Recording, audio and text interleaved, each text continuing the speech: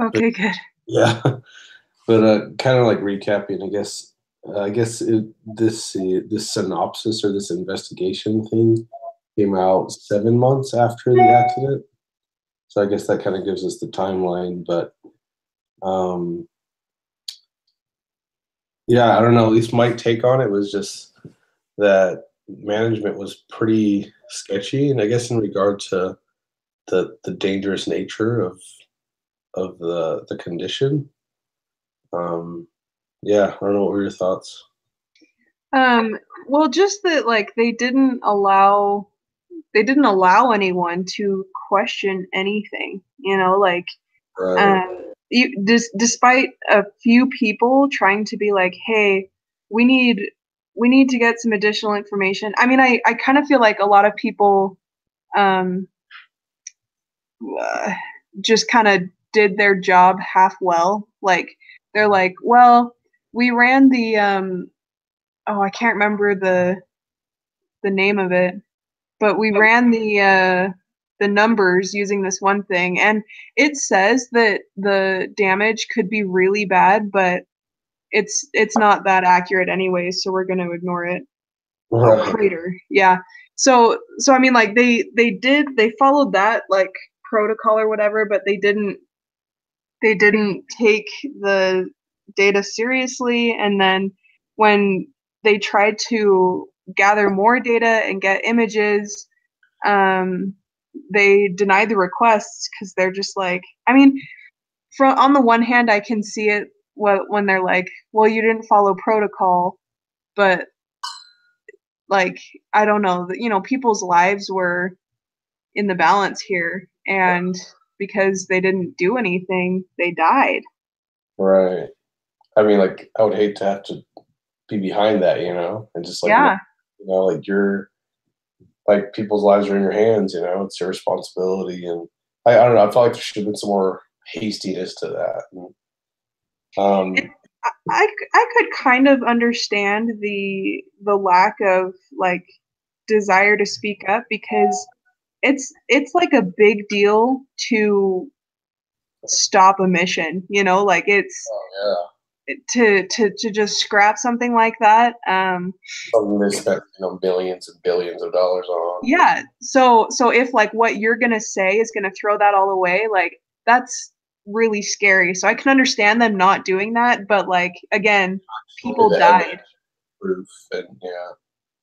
I mean, just kind of looking at some of the facts, like, I mean, because like the whole foam thing, I mean, Yeah. it seemed like that was coming up over several missions.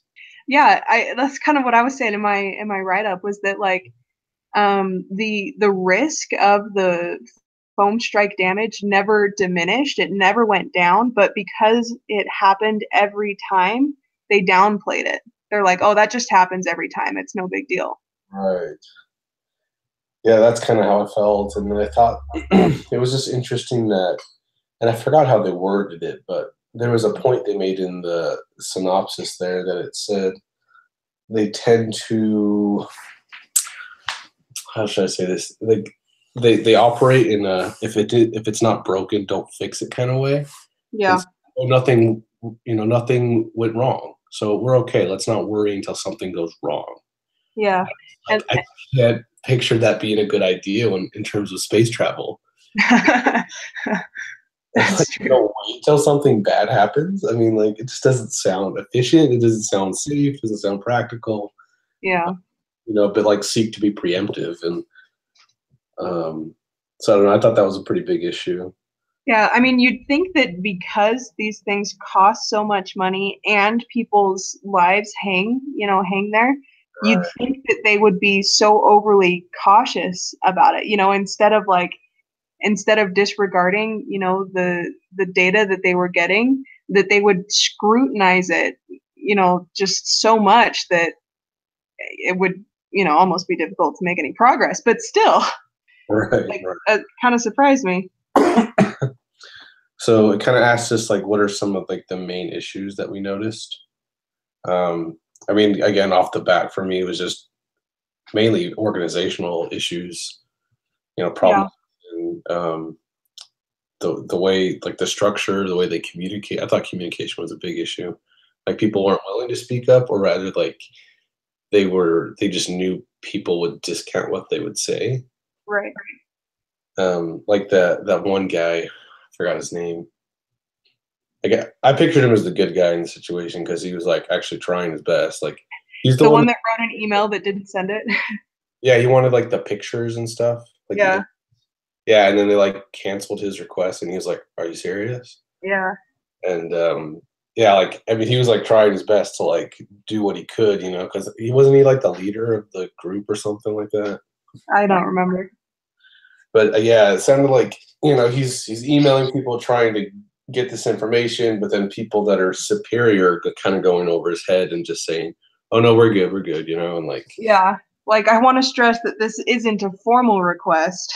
yeah, right. Well, and like the thing about their culture is that it discouraged any like dissent or any questioning of any type. Yeah, Which is kind of like just some of the background reading that I was doing for my case write up is like that's what leads to groupthink. Like if no one's allowed to think anything other than what the group is thinking, then like it blinds you. You know, you don't look for potential problems or anything, which is exactly what happened. One thing that it in one of the articles I read is it said it stops creative thinking and personal responsibility. Because like if everyone can just hide within a group, you know, no one's gonna stand up and do the right thing. right. Yeah, like I mean, I was reading this thing about it too, and it was talking about how it was actually the same dude, the guy that kind of ran the group, and he was talking like years after the fact, just Oh, like encouraging people, like, hey, like speak up, you know, and like make sure your voice is heard, you know, like if yeah, you're trying to get something across, is like management needs to listen and like hear you out, you know. that's cool. And so it's just like, because I'm sure, I mean, you think about what happens, like, man, that guy probably like sits and thinks through that very often now, you know, Yeah, knowing that, like had I just, you know, pursued that, then something could have happened. And honestly, like it's possible that there really is nothing that could be done if the damage was so great, but at least, you know, at least they could maybe sleep a little bit better, knowing that they tried everything. right. Okay, let's see. You got here. So it says like, what was the recovery window in this case? Just a few days, wasn't it? Yeah, like it seems like, I mean, like there was a time like the problem occurred like when the foam actually hit the wing, and then to when the day actually when they actually came in, I guess. But I mean, because it wasn't like 16 days or something like that. Yes. Yeah. Flight day 16, shuttle broke apart during re-entry. Yeah. Yeah, So they had over 2 weeks. yeah. So that a couple weeks window to like kind of problem solve here, and like I noticed it said that they were like this group was supposed to meet daily, but they only met like 5 times. That DAT group or something. Yeah, I thought that was interesting. I was like, I mean, you would think how serious the situation is. Like, man, like you got to meet all the time, Yeah.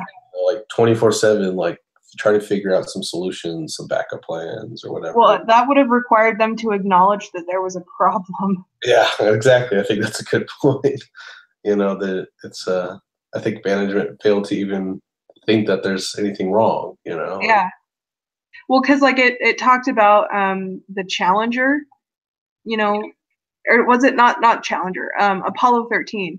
yeah, How like after the problem was discovered, they assembled like a tiger team and they did work around the clock to figure out how to bring them home safely. And they did, you know, like it's not like they weren't capable. It's just like something in the culture developed to the point where it's you either agree with us or you leave. right. Yeah, Tom Hanks, right? So And there you go. good movie. But yeah, I mean, I kind of talked about the same thing in my write up. You know, that like that idea that it's like, okay, well, you think of Apollo 13, what happened is okay. Now we have to be critical thinkers and analytical and adaptive, and like, Yeah. we can do, what are our options here? And it's not just like we can say, oh, well, they could have been saved, or they could not have been saved. I mean, who knows? But right. Well, it's like they're literally rocket scientists, you know, like right. you'd think they can come up with some pretty crazy stuff. Right. Okay. So, now talking about some of like the downplaying and everything, like what is human cognitive biases and how does it apply in this case? Well, is that just a fancier way of saying groupthink?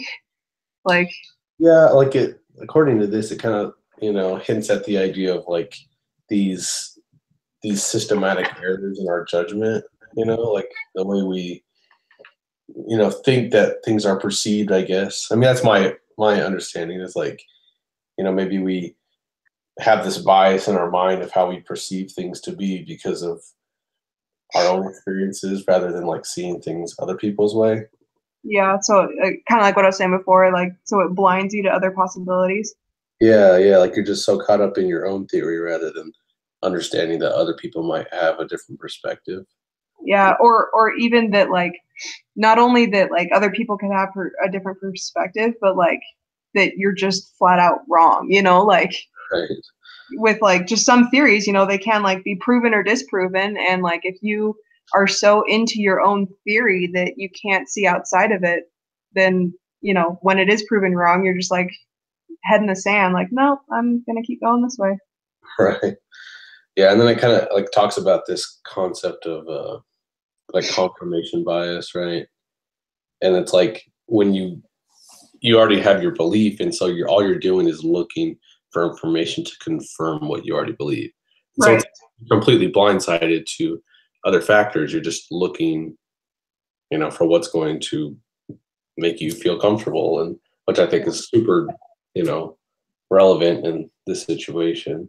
Yeah. People are only wanting to see they're only seeing what they wanted to see. Yeah.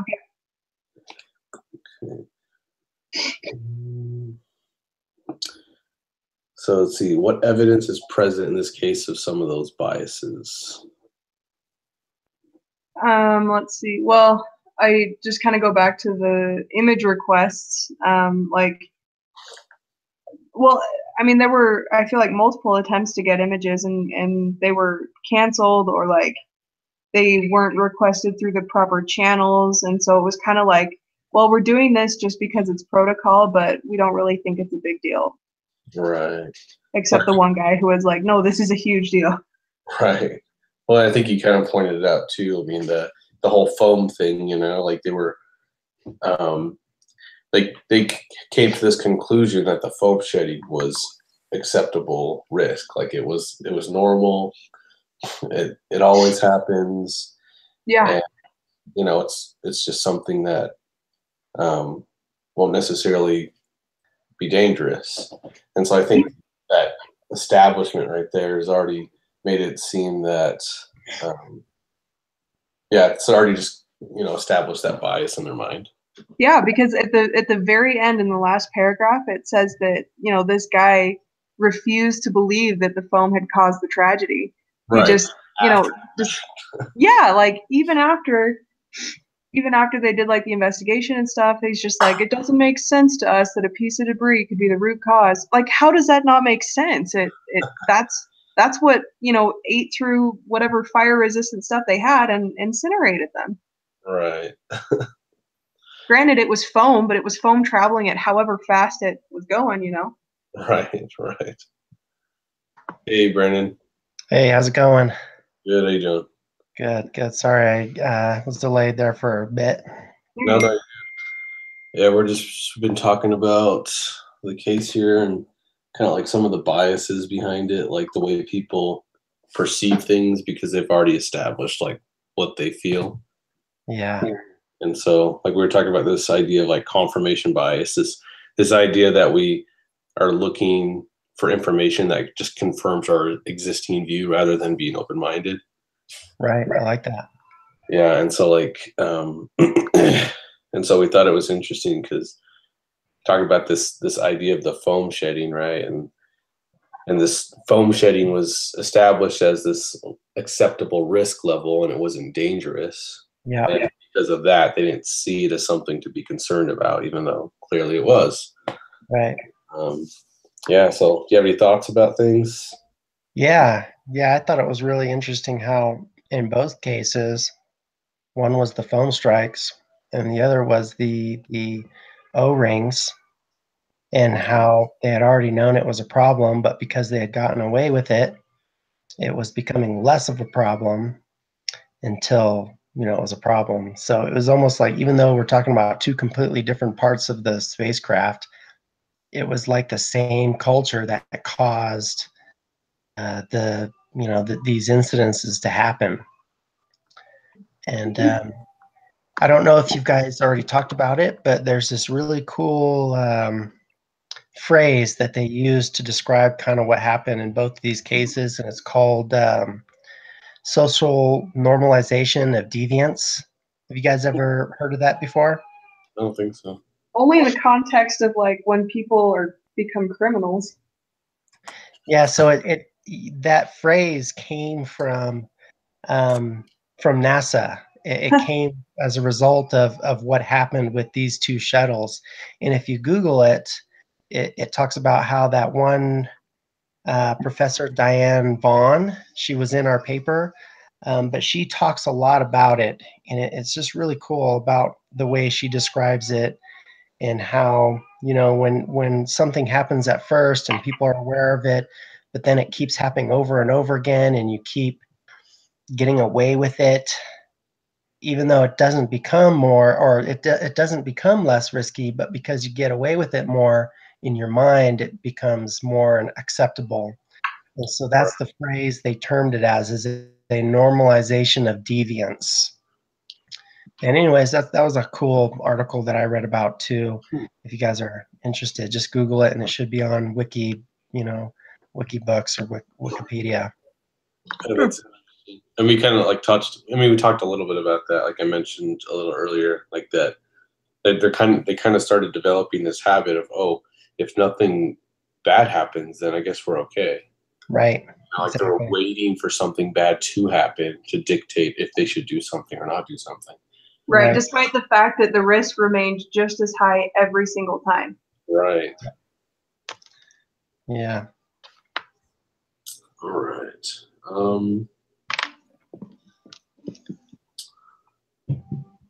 Let's see. So it says,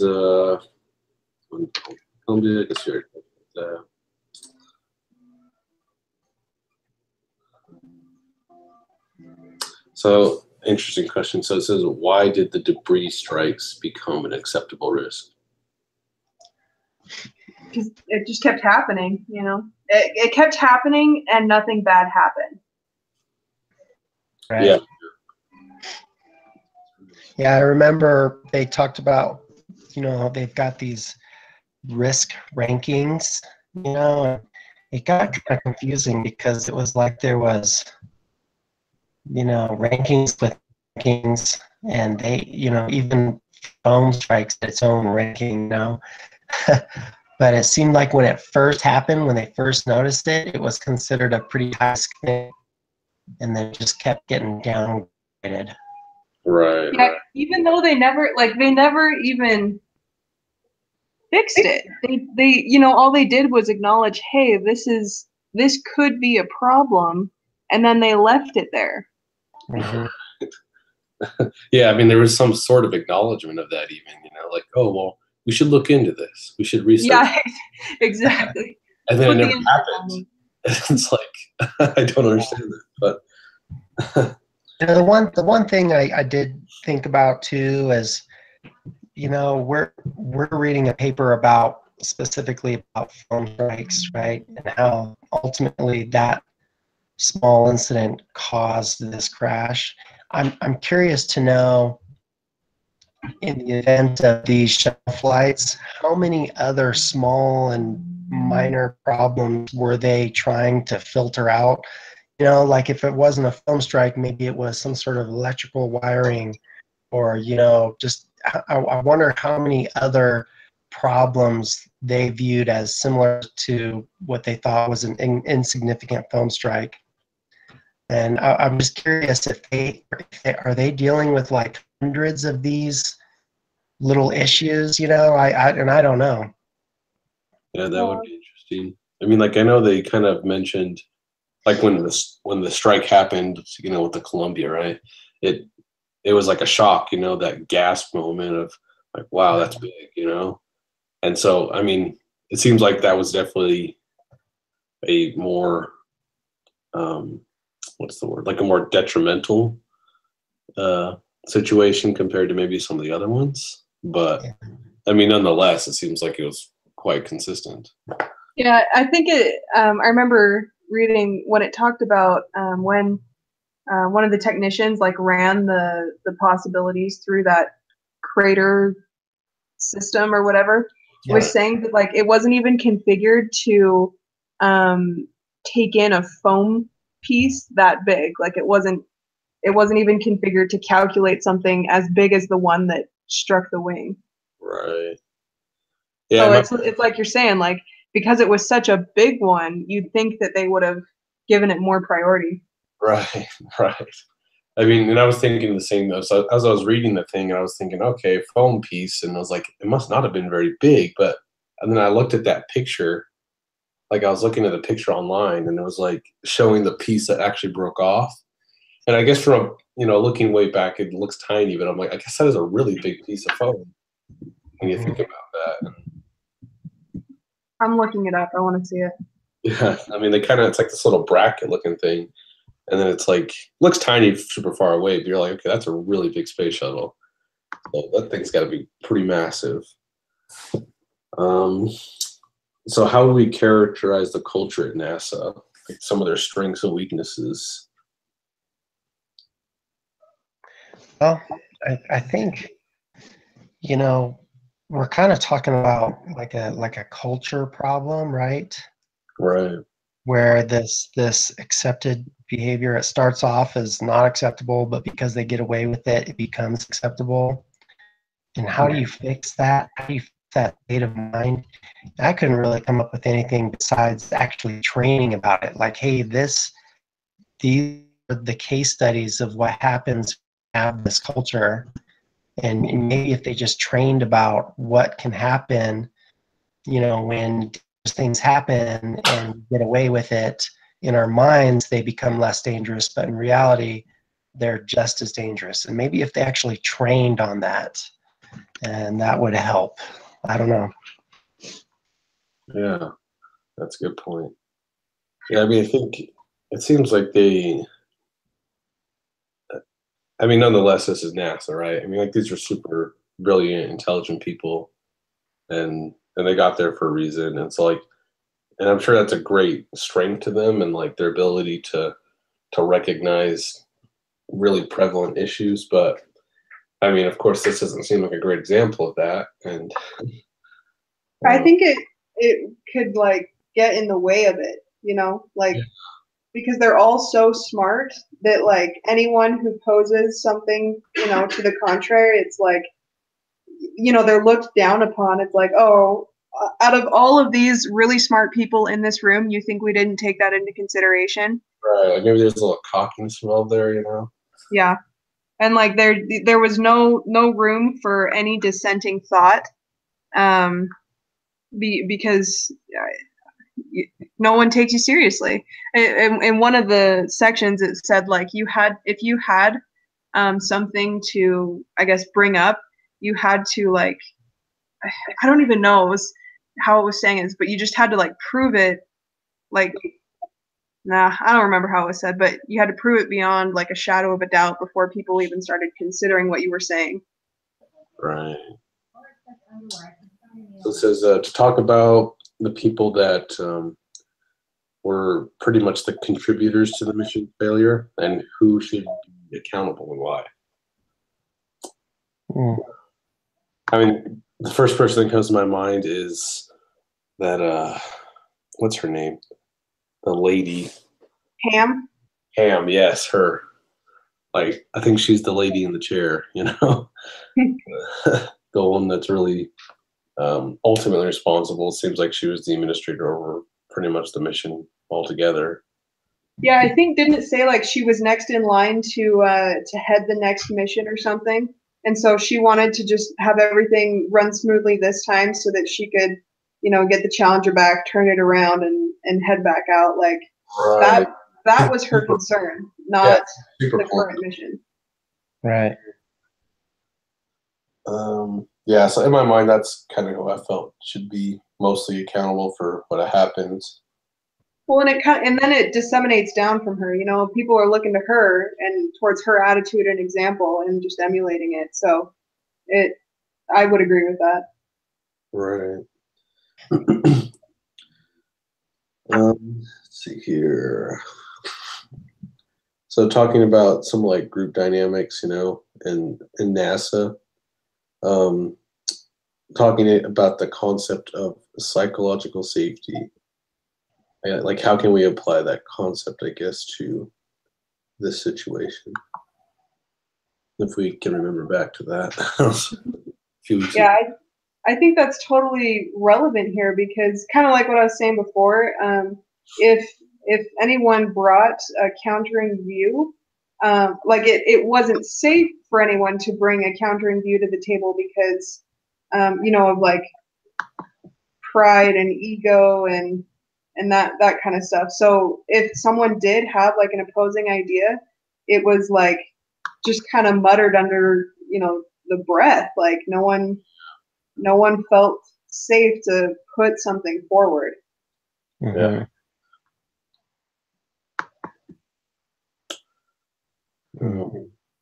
Do we have any personal experiences that are like this? Hard to compare to something on this scale. Yeah, I know. Yeah. I know for me, I live next to, in our district, we live next to a pretty busy freeway, a major interstate. And we get a lot of calls for vehicle accidents on this highway. Mm-hmm. And one of the things that we always try to do is we try to get an ambulance to the vehicle accident, but we also try to get a fire engine to come and to block the scene. And it just seems like a lot of times it doesn't happen for one reason or another. And I feel like it's something that we just keep getting away with, but I think that it could be similar. It would only take one time for someone not paying attention to kind of come in and hit everyone. If we didn't have some sort of big vehicle kind of blocking the vehicle accident. So I can kind of see some similarities there, but you don't want to get complacent with stuff like that. Right. I used to work with this guy that would he was, I guess, the treasurer of this this economic club, right? And so they put on these events, and they're kind of a prestigious club and everything, and they're kind of a bunch of smarty guys, that just, they're all very successful in their careers, and so he would always ask my help to, and like, I guess like setting it up, inviting people, you'd have like create events and stuff like that. And it was kind of intimidating because again, like there's this intelligence factor, and then talking about this psychological safety and your ability to like feel comfortable suggesting things. You just don't feel comfortable doing that, and a lot of it was because, the guy's personality was very confident what he wanted. It didn't seem like he wanted any suggestions. And so it was really hard to contribute, And so I think there's, those communication issues that sometimes go unsaid. But other than that, anyone else have any more comments or? All right. So it's said to research the case and to talk, kind of share like what happened afterwards. So I kind of was like reading some stuff about it actually, and the girl Ham, she did definitely, she got demoted. Okay. Yeah, so I think she ended up. She still works at NASA though, but nowhere near as prestigious of a position as she used to have. And so, like, she definitely took a big hit from that. And then the other guy, is it Roka? Was that his name? Something Yeah. like that. Yeah, Roka. That sounds right. And so I think he still works at NASA as well. And so, like I said, I was talking earlier, he's kind of becoming like this spokesperson, this advocate of, psychological safety and the ability to feel like you should be able to speak up, and then managers should listen to you. Mm-hmm. And so I thought that was really interesting, that there is this actual change in culture. Like, he even noted, Roka himself said that, like, he's noticed since then that managers are better at listening and engineers are better at speaking up. And so, That's good. actually changed, and so I thought that was interesting. I'm kind of surprised that there was any change, just because, NASA's completely, well, I don't know if this is true, but in my mind, NASA's completely funded by the government, and like, when you answer to an elected official, it's hard to say no, or like do what you think is right when they're telling you to do something else. Right. So I'm surprised that they are having a culture shift. Yeah, definitely. So, yeah, I thought it was interesting. Good read, I guess. But that kind of wraps it up for us. If you guys have anything else you want to say. Well, sounds good to me. Yeah. All right. Well, I guess I'll put the link up, and we'll see you next week. All right. We'll see you guys next week. I'll send the link out. All right. Sounds good. Okay. See ya. All right. See you. Bye. Later.